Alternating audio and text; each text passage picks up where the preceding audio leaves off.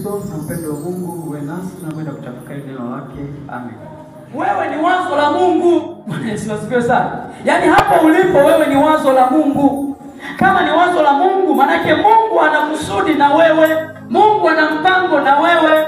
Mungu amekuandalia jambo na wewe. Kwa maisha yako ulio nayo sasa, ni lazima ujue Mungu amekuweka hapo ulipo kwa kusudi gani. Muulize jirani yako, unajua kusudi la Mungu? Hapo ulipo Mungu amekuweka kwa makusudi yake na anataka umletee. Mungu ana tabia ya kuja kwenye maisha yetu na kuangalia kama tunatoa faida kwenye lile kusudi ambalo Bwana. Ni makuu matatu ya kuumbwa kwa mwanadamu. Yako makusudi matatu tu ya kuumbwa kwa mwanadamu. Yaani wewe hapo ulipo yamkini unahangaika kufanya mambo mengi sana, lakini Mungu amekuweka kwa makusudi la kwanza. Mungu alimuumba mwanadamu au mtu ili awe utukufu kwake. Hilo ni kusudi la kwanza. Yaani wewe hapo ulipo uliumbwa ili wa utukufu kwa Mungu. Na ndio maana tunasema kila kitu, mapito yopita tulikumbushana kwamba sisi tuko hapa kama mawakili wa siri za Mungu. Bwana Yesu asifiwe. Maana yake kazi yetu sisi tufanye ni kwa ajili ya kubarikiwa, ni kwa utukufu wa Mungu. Tukiinuliwa ni kwa utukufu wa Mungu. Tukipata ajira ni kwa utukufu wa nani? Kusudi la Mungu kumuumba mtu ni yeye Mungu ajitukuze kupitia kazi alizoziweka ndani yako. Yaani kwenye kazi yako watu wakutane na Mungu kwa sababu unalijua kusudi la Mungu. Kwenye majukumu yako ya kila siku watu waone nguvu ya Mungu ikidhihirika. Kwenye familia yako watu waone nguvu ya Mungu ikidhihirika, kwa kuwa uko pale kwa utukufu wa Bwana. Watoto uliobarikiwa ni kwa utukufu wa nani? Ya Mungu. Bwana Yesu asifiwe. Na kama ni kazi ya Mungu, ulishatengenezewa njia ya kutenda matendo mema. Na haya matendo mema Mungu aliyaandaa ili yeye ajitwalie utukufu, ili yeye ajitukuze kupitia wewe. Hivi ni swali la kujiulize, ni mara ngapi Mungu anajitukuza? Kwa muonekano ulio nao Mungu anajitukuza? Mungu anajitukuza kupitia muonekano ulio nao. Yaani unajiona hivi, unaona Mungu anajitukuza. Na kama Mungu ajitukuzi, unahitaji kutoka kwenye kusudi la Mungu. Uwe na uhakika umeondoka kwenye nafasi yako na Mungu amekuondoa kuwa ile thamani ambayo Mungu alikupa kama mwanadamu imeondoka kwako. Sisi tu kazi ya Mungu. Na kama tu kazi ya Mungu, basi tuishi tukifanya matendo ya kiungu. Na matendo ya kiungu ni yapi? Neno linasema matendo mema ambayo tokea awali Mungu alishayatengeneza. Kuumbwa kupindisha mambo. Tuliumbwa ili watu wengine wabarikiwe kupitia sisi. Mwanzo ile sura ya kwanza mstari wa 31. Mungu akaona kila kilichofanyika ni chema, na tazama ni chema sana. Bwana Yesu asifiwe. Yaani unapomwangalia jirani yako, Mungu anamuona ni mwema sana. Sura ulionayo ya upole ni njema sana. Ile sura nyingine sio ya kwako.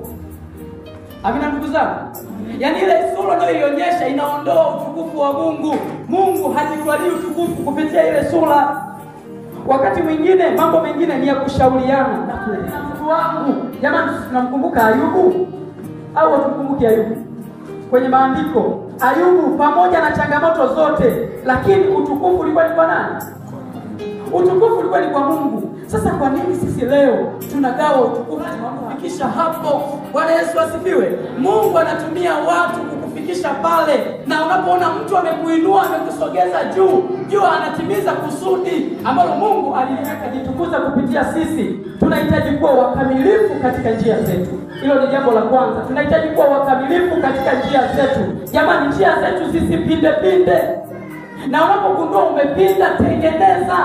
Unapogundua umeharibu, huyu tumche. Na tunaposema kumcha Mungu, uchaji wetu, maisha yetu yaonyeshe ibada.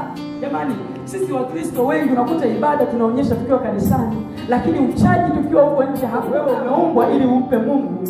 Mungu mara zote anatafuta ushirika na mwanadamu. Kwa nini anatafuta ushirika na mwanadamu? Anajua liko kusudi lake, anataka kulitimiza kwako. Kwa ushirika huu Mungu anautafuta kila wakati, anapambana, lakini mwanadamu anatafuta njia za kumkwepa Mungu. Jamani, hatumkwepi Mungu. Kuna watu wanasema hapana, sala tunaombea chakula, tunafanya hivi, lakini tunamkwepa Mungu kwa matendo yetu. Adamu alipofanya dhambi, Mungu aliposikia sauti ya Mungu tu inashuka bustanini, wakaanza kujificha, wakaanza kuingia na kuchoma matawi kujifunga. Kwa nini? Wamefanya dhambi. Kumbe ushirika kati yetu sisi unaondolewa kwa sababu ya kufanya dhambi. Adamu na Hawa walikuwa na wasiwasi. Na ndugu zangu, mtu ambaye anafanya dhambi mara nyingi anakuwa na wasiwasi. Maisha yake ni ya hofu, maisha yake ni ya mashaka. Akipita mahali watu wamekusanyika, watu watatu wanaongea, anahisi amini. Kwa nini? Kwa sababu una tatizo, kwa sababu una kitu kinapungua ndani yako. Mungu anataka ushirika na sisi. Hebu tuanze, kama Mungu anatabia kututembelea, basi sisi tumtembelee Mungu kwa njia ya maombi, tumtembelee Mungu kwa kusikia neno lake, tumtembelee Mungu kwa kulitendea kazi neno lake. Amina. Ushirika kati ya dhambi na utakatifu. Naomba tukumbushane. Hakuna ushirika kati ya dhambi na utakatifu. Uovu ni uovu na utakatifu ni utakatifu. Vitu hivi havichanganyiki na huwezi kuvichanganya, na utakapochanganya lazima kimoja kimzidi mwingine. Amina. Yaani unaposema nitatumikia mabwana wawili, Yesu anasema utampenda huyu, utafanya nini? Na utamwacha huyu na utapoteza kusudi lako. Jamani, tumeumbwa kutawala. Tutawale nini? Sasa wako wengine wanasema anayetakiwa kutawala ni baba. Kila mmoja ameumbwa akatawala. Kila mtu anatakiwa kutawala kwenye kusudi. Tawala vizuri. Tawala mazingira ambayo Mungu amekupa kuyatunza. Mungu amekupa kazi. Itawale kazi yako. Kwa lugha nyingine ningesema wajibika vizuri. Wakati wa uumbaji Mungu alitamani kwamba awepo mtu mwingine ambaye atatawala vitu vingine. Jamani, hebu tutawale. Hata hizo kazi Mungu aliziweka ili tuzitawale. Sasa wako wengine wanatawaliwa na kazi. Unaona sasa hayo mambo. Yaani wengine wanatawaliwa na kazi, wengine wanatawaliwa na familia. Mungu ametuweka ili tutawaliwe, wapendwa. Mwambie jirani yako usitawaliwe, ila wewe ndio ukatawala. Kwamba dunia imefanywa kwa makao ya mwanadamu na viumbe vingine. Kwa hiyo sisi ni wasimamizi wakuu. Tusione tabu kutawala, tusione tabu kukataa nguvu za adui. Hata tunapoona mapepo, wachawi wanatutawala, ni udhaifu tuliouruhusu umeingia ndani yetu. Lakini sisi tumeumbwa kutawala. Mkristo usiogope uchawi, Mkristo usiogope vituko vinavyoletwa na watu. Lengo lake ni kutaka kuua kusudi la Mungu ndani yako. Bwana Yesu asifiwe. Yaani hakuna kitu kingine. Usijukasema kwamba nyumbani kwangu kuna uchawi, nyumbani kwangu kuna vitu vinatembea, naogopa kulala. Wewe ni mtu wa Mungu, umeokoka, umekombolewa kwa damu ya Yesu. Usiogope, nenda katawale. Amina. Nenda katawale. Na neno linasema tunaingia na kumiliki. Ingia na kumiliki kwa kuwa Mungu amekuweka kwa makusudi yake. Bwana akubariki sana. Kombolewa na Yesu